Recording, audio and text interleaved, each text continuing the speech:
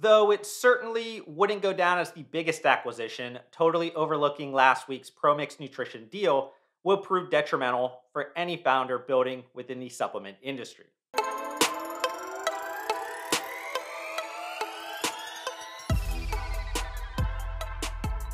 If you haven't noticed, over the last probably 6 to 12 months, there has been a lot of big CPG portfolio architecture shifts, whether that's completed deals or forward looking rhetoric within earnings calls. And these actions have mostly centered around deploying a growth by subtraction M&A strategic approach that seeks to create a more streamlined, focused company. But for those big CPG portfolios that already had clarity on competitive strengths, you are seeing prioritization of acquisitions that can, one, fit focus parameters, but two, move the needle from a revenue perspective. And if we're talking about big CPG, that means deal size preference has been $1 billion or more. And you might be wondering, why are you providing M&A landscape insights for big CPG when the introduction clearly stated that the content was going to be about the supplement industry? Well, I devoted the last 15 plus years of obsessing over every aspect of the emerging and intersecting CPG categories of functional foods, functional beverages, and nutritional supplements. And that deep domain expertise has provided immense opportunities to connect with functional CPG brands needing help solving complex strategic puzzles, with the majority of those complex strategic puzzles getting completed by selling their company. But what I found by talking to these hundreds of functional CPG founders or CEOs over that period is that they usually consciously or subconsciously envision selling their company to a big CPG strategic buyer. Yet, based on those current marketplace dynamics, the probability of that result is relatively low. So, why is understanding the recent acquisition of PROMIX Nutrition important then? And let's start with some of the background basics for those unfamiliar with the brand.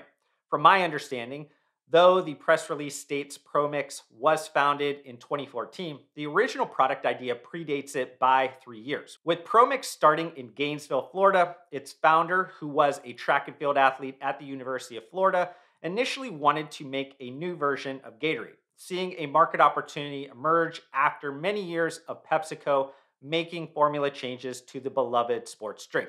And while the best sellers at PROMIX today aren't electrolyte beverages, there has been one very important element that's held consistent from the start: its bold strategic narrative. The easiest way to see this simplicity is the ultimate form of sophistication strategic narrative is within the PROMIX product philosophy and standards.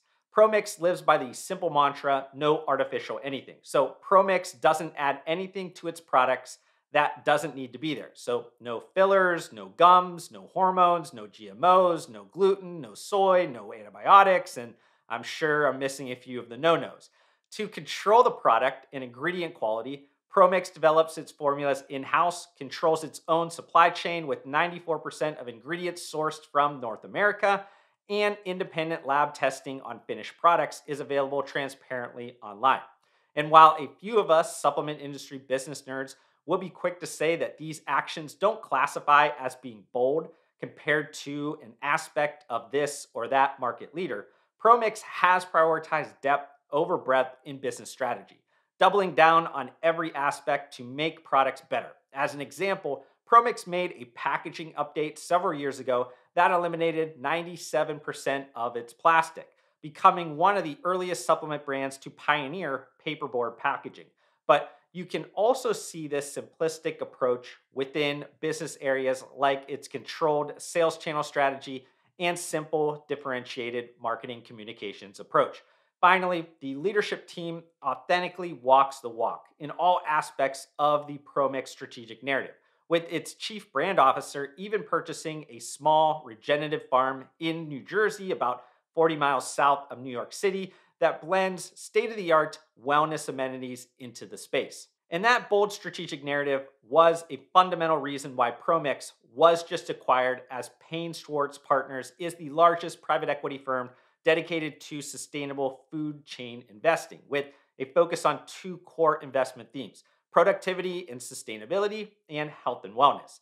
This strategic acquisition of PROMIX is directly aligned with the firm's long-term thesis of identifying companies that provide access to healthier, more nutritious, and safer food.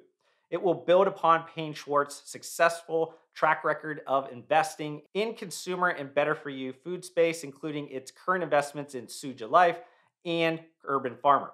But beyond the alignment around core values, Paine Schwartz CEO stated appreciation for the strong brand loyalty and track record of growth acceleration at PROMIX. Currently, the PROMIX leadership team will continue to lead the business towards capturing market share in the rapidly growing supplements and performance nutrition space, with support from the Paine Schwartz team and robust advisor network.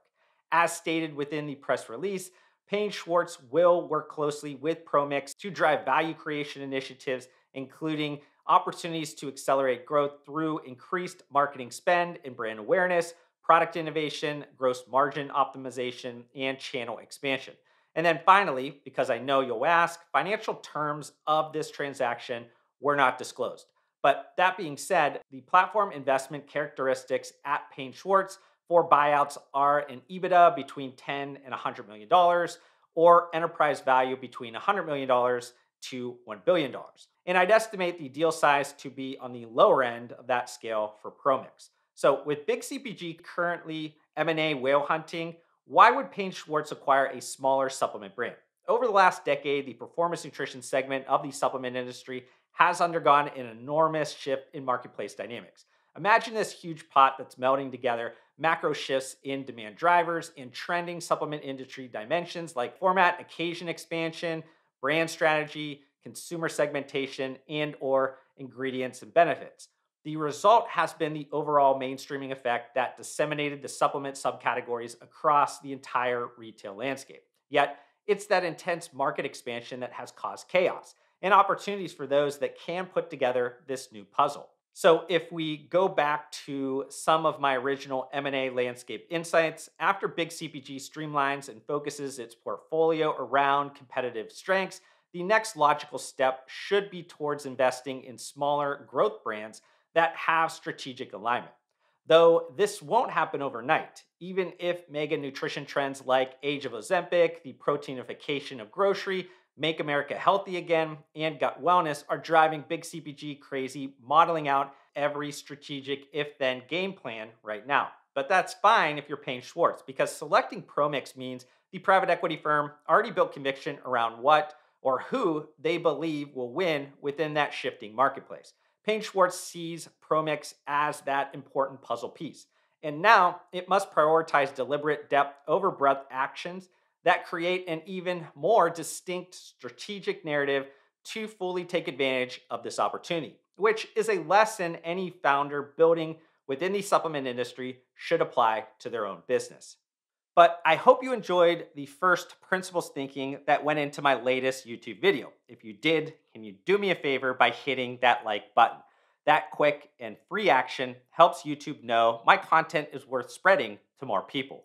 Also, we're getting really close to reaching my next subscriber goal, and it would be great if you join me on this journey. But to do that, we need to fix the fact that slightly more than 3/4 of you that are watching this video right now are not subscribed to my YouTube channel, and that hurts my feelings. Regardless, I want to thank you for giving me some of your attention and time, and I'll see you on the next one.